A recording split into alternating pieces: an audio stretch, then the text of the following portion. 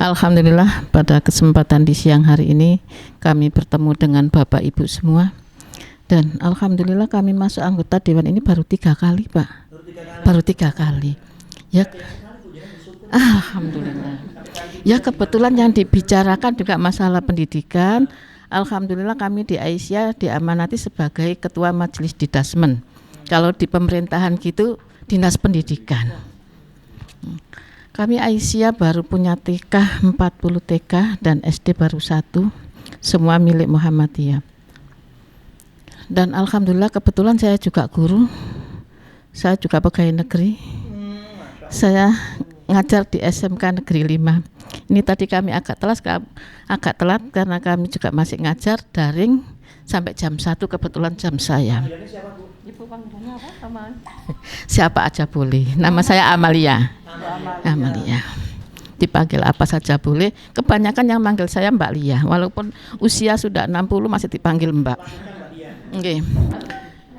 Kami alhamdulillah diberi kesempatan untuk menyampaikan sesuatu.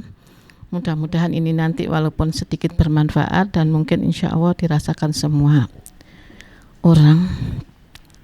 Pertama, secara umum di masyarakat kita saat ini masalah pendidikan yang sudah berjalan 1 semester ditambah sekarang ya Pak, karena semester kemarin kami sudah daring juga gitu.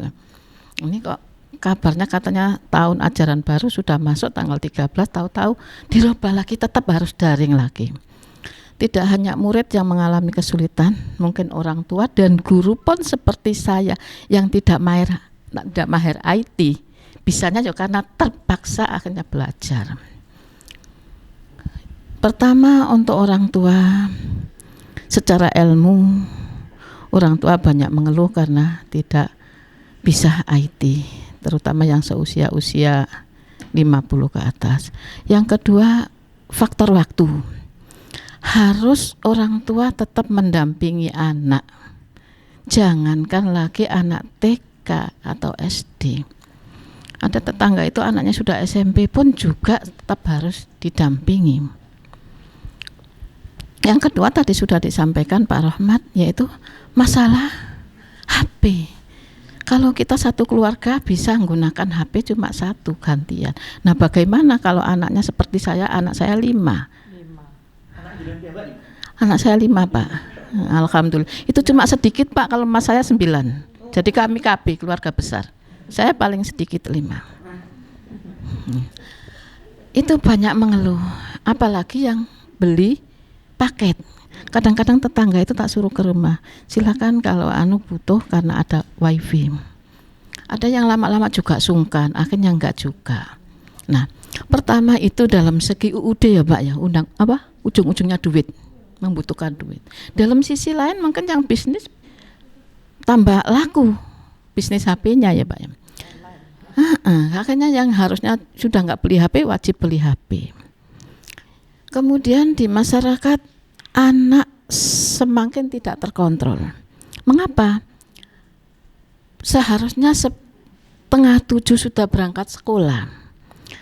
Jam 6 sudah bangun paling tidak itu Pak ya. Ini masih molor. Diajak sholat susah, disuruh bangun tambah susah. Akhirnya orang tua juga sering emosi. Waktu anak banyak bermain.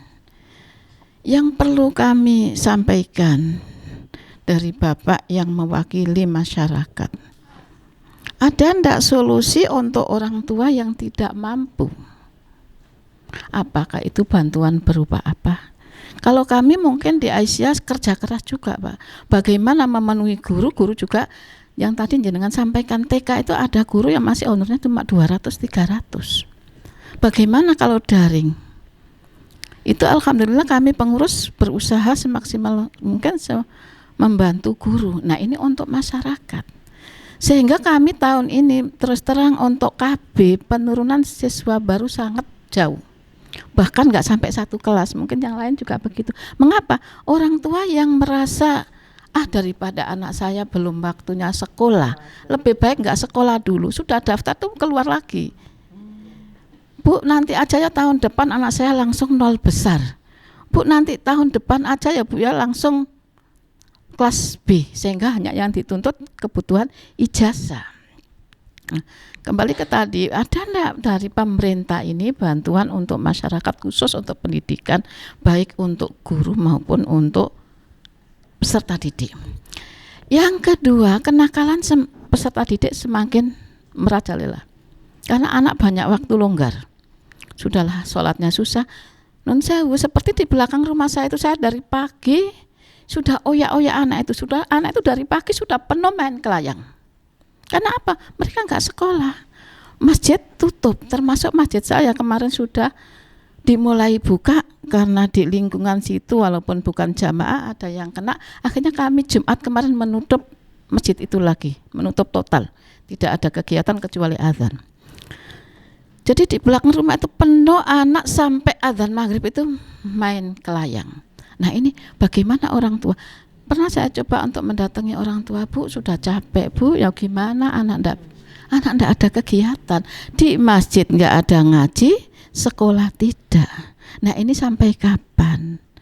Ya kita semua tidak takut, ini adalah memang Allah sudah mentakdirkan seperti itu. Tapi bagaimana ikhtiar kita? Apakah sampai terus-menerus seperti ini? Sementara mengapa yang menjadi sorotan itu ya Pak ya nun sewu di pasar-pasar, di mal-mal malah dibuka dengan ini dengan itu. Nah ada nggak solusi yang terbaik dari itu? Jadi kok menurut saya bagaimana dari pemerintah ini tadi yang sudah disampaikan dari Dinas Pendidikan sendiri, kalau mau masukkan ya silakan diem-diem, nggak bisa seperti itu. Kadang-kadang takut juga. Kita mau mengadakan apa-apa dibatasi harus sekian, harus tetap memperhatikan protokol. Kalau lebih dari itu kita yang akhirnya apa? Yang tercemar nanti yayasannya gitu loh.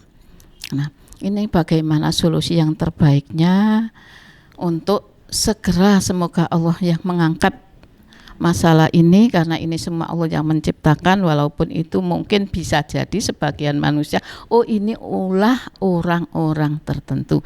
Terlepas dari itu apakah ini ulahnya orang-orang tertentu atau bagaimana, kita semua tadi berharap Allah segera mengangkat masalah ini, bagaimana generasi yang akan datang ini supaya segera mulai aktivitas baik itu mengaji, sholat maupun sekolahnya. Kemudian saya mohon kepada Bapak, sebaiknya selain tadi membantu secara materi, menggerakkan tokoh-tokoh masyarakat, apakah nanti lewat RW maupun lewat RT, bagaimana anak-anak di lingkungan masing-masing ini sehingga jam-jam tertentu tidak lepas main seenaknya sendiri dari jam 9 sampai maghrib, nanti pulang makan balik lagi, nanti begitu seterusnya. Nah ini mungkin dari Bapak yang punya kebijakan bagaimana melibatkan tokoh-tokoh masyarakat, baik itu tokoh agama maupun tokoh RT dan RW-nya, itu mungkin yang bisa. Nah, kemudian di sekolah negeri Pak, walaupun tadi Bapak sekolah, saya juga karena tadi saya sambil ngajari negeri, juga banyak kendala. Tidak semua anak itu SMA belum masuk. belum Mbak, belum, tetap daring. Juga banyak kendalanya, apalagi anak-anak ABG. Kadang-kadang kita kasih tugas, kita ajak video call, saya kadang-kadang mulai jam 6 jam 6 sampai jam 8 tak tunggu, ayo nak mulai zikir pagi. Itu anak ada yang belum bangun. Kadang-kadang ya namanya jangankan ini daring, di kelas itu kalau sudah silakan dibuka kodenya ini anak-anak SMK kan wajib punya laptop yang jurusan TKJ Pak. Itu kalau kita nggak keliling yang dibuka yang lain, apalagi di rumah. Nah itu juga jadi kendala yang sangat itu, mudah-mudahan segera kembali dengan baik sehingga anak-anak bangsa ini bisa menjadi memiliki akhlakul karimah. Terima kasih, mungkin sedikit barangkali nanti kalau ada ide-ide kami bisa menyambung lagi. Assalamualaikum warahmatullahi wabarakatuh.